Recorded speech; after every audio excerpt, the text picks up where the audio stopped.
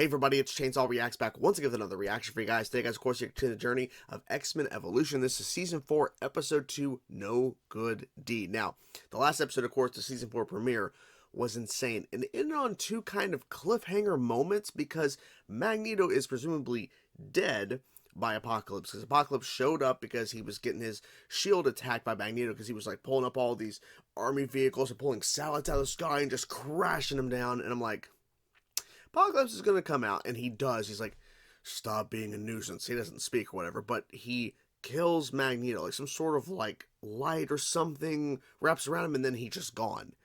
I don't think he's dead. I think he was transported somewhere. I don't think he's actually dead, but they're presuming he's dead. I'm assuming Professor X and the rest of them assume that Magneto is dead. So there's that. Also, another cliffhanger is that Rogue pushes the statue of Mystique off of the kind of I had the name of it at the end of episode 1, like what like a gazebo. That's what it was, and it goes over a cliff. And unfortunately, Nightcrawler was unfortunately not able to stop the fall, and so she crashed, and the statue broke apart. Mystique or whatever. I don't think she's dead either. I think something's going on. It's another trick, and it literally ends on this moment where Rogue is walking away because she had the opportunity to use her powers to absorb some of the kind of rock or whatever, like absorb the actual curse or whatever, enough for Mystique to transform and to get out of it. And she decides to push it over, which I get it because they've been doing this whole thing to where, of course, Rogue was adopted by Mystique, and Nightcrawler's trying to connect with Rogue in that sense in terms of she's our mother, and it's a lot of stuff going on there. But I'm excited to get in the episode, guys, see what happens next. We only have a number of episodes left, and then X-Men Evolution is over. It's done. It's kind of crazy to think that because the show has been really fun and a really insane journey so far, and it's really crazy to think we're almost done with the series. It's kind of crazy. Anyways, guys, let's jump to now. Let's check out this episode. Let's go. Why are they on a train?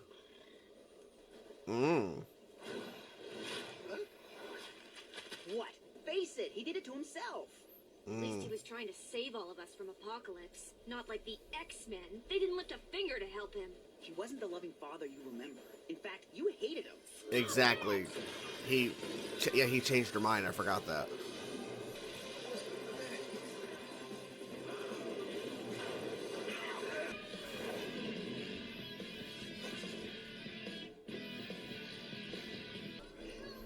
Wow. We're trapped! No way out! Get us out! Help!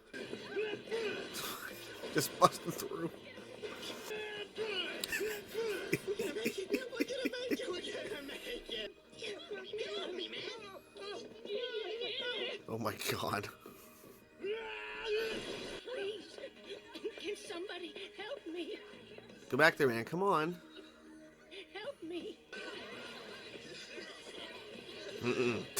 That guy's still on him. Yo! Your wallet'll do. Damn. Barely got out. Now they're seen as heroes. Heroes to the core. Just as this guy. The Brotherhood. But, okay, Hello, anyways. I'm Edward Kelly, and as candidate for mayor, I want to ask you one question. These creatures must be monitored. Creatures. Me, The words he are a uses. menace. That's good. Very good. Mutant's bravery was the greatest act of heroism this city has ever seen. That's not so good. Oh, give me a break. Exactly, they do one saving and they get all the praise. Can you believe this baloney? Whether intentional or not, Scott, this change in the public's attitude toward mutants is very encouraging. Yeah, until the Brotherhood mess it up. Oh god. Wait! There's the girl. There's the girl! She walked away though. Now he actually, Avalanche is actually doing good. I owe you my life. My family owns the largest construction company in Bayview. They're gonna rebuild the I've house. also arranged for some improvements to be made to your wonderful old home. That subway crash just turned into a gravy train. With some more opportunities, Oh, we could shit. really cash in. Let's do They're it. literally going to It's a waste of cause, time. It's a oh boy. gold mine. So they're gonna cause the destruction and then save the day. Really? They're gonna use bees. Okay. Jeez.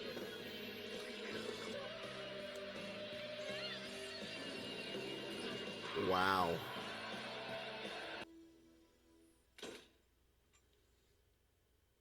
According to this poll, the Jeez. Brotherhood boys have a higher approval rating than the police chief. I'm detecting a trend.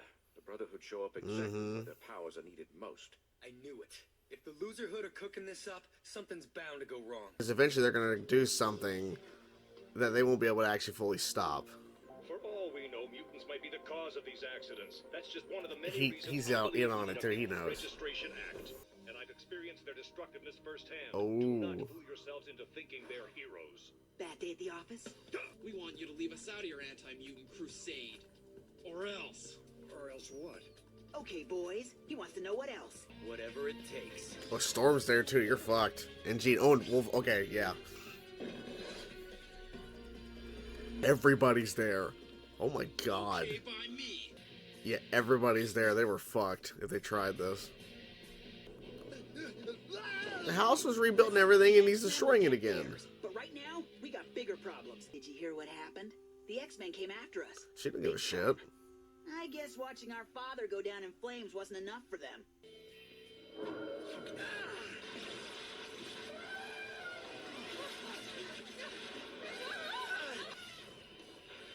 Oh shit. Sliding elephant. She can face through the crocodiles, though. Yeah. Oh, what? Oh. Get me out of here! This is bad. This is like really bad on the X-Men. Oh. Yeah, watch it. Like, take down Wanda. What? Oh, shit. This is... this is crazy. Oh, they're in jail? Oh my god, they're in jail. What? Okay. What the fuck, man? Kitty? It's criminals like the X-Men who ruined it for us all. Look at that emotion. Derailing another train, of course. SP-102 South, you missed your turnout. Brakes are employed, but we must establish This is gonna be a really close-line bad. collision scenario now. What other train? Radio says one's coming the other way carrying 8 tankers of gasoline. Oh yeah, this'll go out with a bang. Brotherhood has gone too far and Yep. created a crisis situation. Are people hurt? No, not yet. Awesome. Who are you? Well, the good guys. See you later. Let's go. Hopefully that'll help. Maybe. Come on. Okay, yeah, okay. Oh shit, oh shit. Oh, too fast, too fast. Gotta face this train through that one! What? Oh, okay. No! That's way too much! There's no other choice! Oh.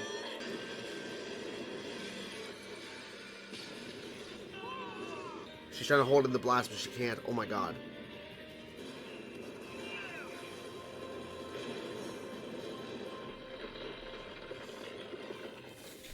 Wow. It's the last of the heroics. Count on it. They're taking everything Wow, away. what now?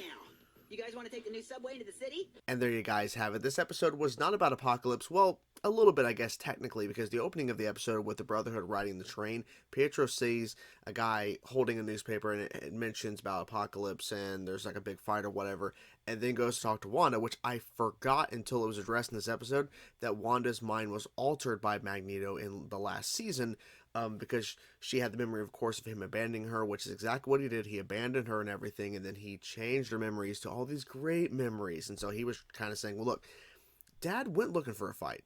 This is what he gets. This is what happens to him. You know, like basically the implication is that he's dead. They assume he's dead. He's not. That's just my guess. Because I don't think this show would kill off Magneto in the season 4 premiere. Like, even though it's the last season. I just don't see the show doing that. I could be wrong. But they're implying, okay, he's dead. I don't think he is, though. But anyways. So this episode was about the Brotherhood, like, in an accidental sense. Because Wanda was getting, you know, really upset and everything. She freaking caused the derail of the train underground, and then they saved all those people. Well, technically Avalanche did, because everyone else was just kind of running away, and even Toad had that guy on his back. all accidental. But he actually went back and he was helping that woman or whatever up the stairs right as the explosion happened or whatever. And then, of course, he comes through the smoke. He's holding on to her, and she's some, like, owner of some company that, of course, remodeled the house and everything because you saved my life and all this. But Avalanche also was, like, telling people when they're going through the carts trying to get out of the train and get out of underground, come on, let's go, let's go. So he was the only one technically helping. Everyone else just kind of running out and getting out. Now, admittedly, you know, Blob, he did go and destroy, like, all, like, the doors or whatever to get out. So there was that. But, you know what I'm saying? It really was an accidental sense. Then they got in over their head by playing heroics and causing destruction and then saving the day. And I knew they were going to do this in this episode. They were going to do something that they could not prevent, which was basically not really derailing a train, but causing it to malfunction. They were going to stop the train, not realizing the path that's going on was going to crash into another one, which does happen. And Katie tries to phase the train through the other train. Well, at least the portion of it, like kind of the actual driving force, like the first cart, if you will, where the actual conductor is driving the train. She's trying to phase it through the entire other train, which is carrying like gasoline or whatever, and there's that huge explosion. Of course, Jean's trying to contain it, and then here comes Avalanche to stop it. So this goes into a whole thing of where we have villains trying to be heroes and trying to be in the limelight, because they really weren't in the limelight before. They really weren't getting attention before. It was really the X-Men, or at least, you know, this idea when the X-Men got exposed, but this whole idea of like non-mutants in the world. And then we also have too, Kelly is running for mayor. He's not running for president, he's running for mayor. His whole campaign, of course, is anti-mutants, these creatures, and he uses that word specifically, these creatures need to be stopped or need to be controlled or whatever. And then right after is when literally on the TV they showcase an edited version, because they showcase what happened at the train station or whatever and what went down when Wanda accidentally derailed it. They didn't know that, but we know that. But when they're showing the footage, when that guy is on Toad's back and they get out, and then he's like, "You saved my life," and he hugs Toad, and Toad holds, "Your wallet will do. Like, I'll take your wallet because I saved your life." When they show the footage, they show the guy hugging Toad, and they don't show the part of him pulling out the wallet, holding it up, saying, "I'll take your wallet." Like, you know, it's very edited and all that shit to show the heroic side. And they're getting all this limelight. What I appreciated too is that Wanda really wasn't a part of it until the zoo incident. Until then, because she's like, I don't want to be a part of this. Like, because I derailed the train, I caused all that stuff. None of this would have happened if I would have just kept my control of my emotions. But Pietro was just being an idiot, kept just hounding on her about, you know, Magneto, like, you know, Dad deserved this. Like, this is what he gets for going after him. Like, this is what happens. Like, he chose to fight. And Pietro's making a fair point, because that's what Magneto pretty much said to his team as well. Is like, you know, we are two alpha omegas, or we are two high evolutionaries. He used that word specifically. We're two high evolutionaries, and only one of us is going to come out of this. And of course, it was Apocalypse. It wasn't going to be Magneto. So essentially, he was looking to die, because Magneto already saw at the end of the season 3 finale, you can't beat Apocalypse. Like, you can't. So this is what happens. So the episode was fine. I think the zoo incident was like kind of crazy to see all these animals and shit and all that chaos going on there. Of course, the manipulation of Wanda actually helping there. But yeah, it was definitely it's interesting, because I want more Apocalypse, because you bring that into the mix. I understand that other things are going to happen in these characters' lives, but once you introduce Apocalypse, like, I think it's hard to stray away from that. I know in the 90s series they did do that at points. When Apocalypse is introduced and he's a threat, they went away at times.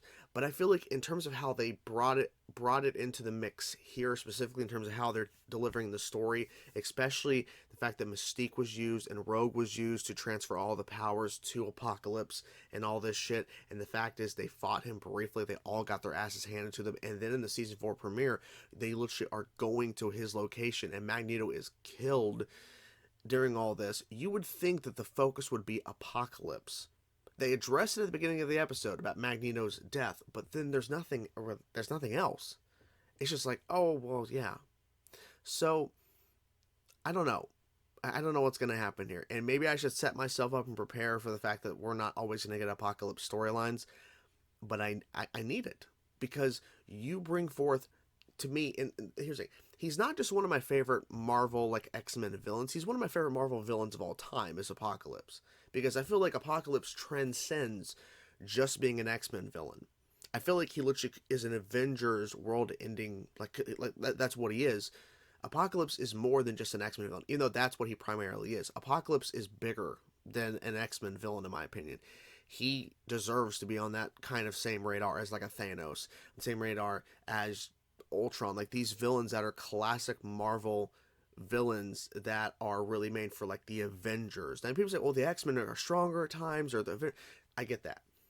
But I'm saying is, once you bring forth Apocalypse, I need more Apocalypse, especially this version, because I don't really know too much about this version of Apocalypse. Like, what are they doing here? What's the plan here?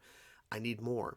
I like what they've done so far, but it's been very minimal, so I need more. So I don't know what to expect for the rest of the episodes, but I really hope we get some more Apocalypse stuff because I need it in my life. But anyways, guys, hope you guys did the video, and I will talk to you guys soon. Peace out.